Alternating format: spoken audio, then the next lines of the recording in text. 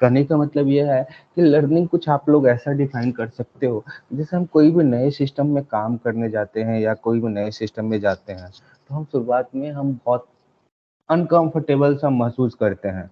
First day, second day या पूरा week ऐसा निकल जाता है कि oh! I am not feeling comfortable. क्यों? क्योंकि आप जिस सिस्टम्स के लिए अडॉप्ट हो चुके हो, वो आपका वो बिल्कुल ही अलग है। यहाँ पर फैक्टर्स अलग है, यहाँ पर एनवायरनमेंट्स अलग है, यहाँ पर लोग अलग हैं, आपको हर चीज़ अलग-अलग ले रहा है। लेकिन आप 3 महीने, 4 महीने के बाद में उसी सिस्टम में जो उसमें आप 4 महीने या 5 महीने काम कर चुके हो, उसी सिस्टम में कुछ नया चेंजेस भी आता है ना, तो आप बहुत ही ईज़िली उसको एडॉप्ट कर लेते हो। तो समथिंग लाइक कि एक लर्निंग एक ऐसा फैक्टर है जहाँ पर एक्सपीरियंस के साथ में with respect to some class और टास्क, जिस एक्सपीरियंस में आप कोई पार्टिकुलरली टास्क को परफॉर्म कर रहे हो और किसी पार्टिकुलर एनवायरनमेंट्स में कर रहे हो, तो वो उस चीज़ को इम्प्रूव करता है और उससे क्या होता है कि आपके टास्क का जो परफॉर्मेंस है ना, उसका वो काफ़ी ज़्यादा इम्प्रूव कर जाता है।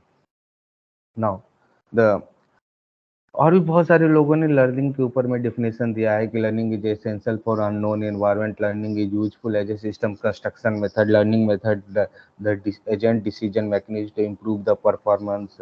Now how machine learning improve the classifications, improve the learning always related with the classifications. So machine learning how to acquire a model on the basis of data, experience, learning parameter, learning structures, the different hidden concept which is used in the learning experience.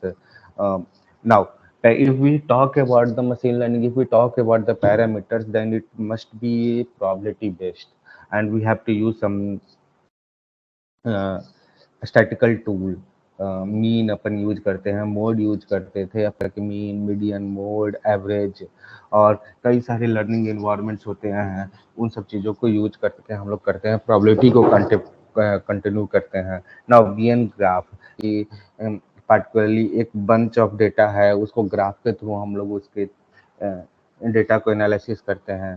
फिर हमारे पास में कुछ hidden concepts को find out करते हैं, तो different cluster use, तो clustering technique को यूज करते हैं। तो ये सारी चीज़ें हमारे पास में हैं।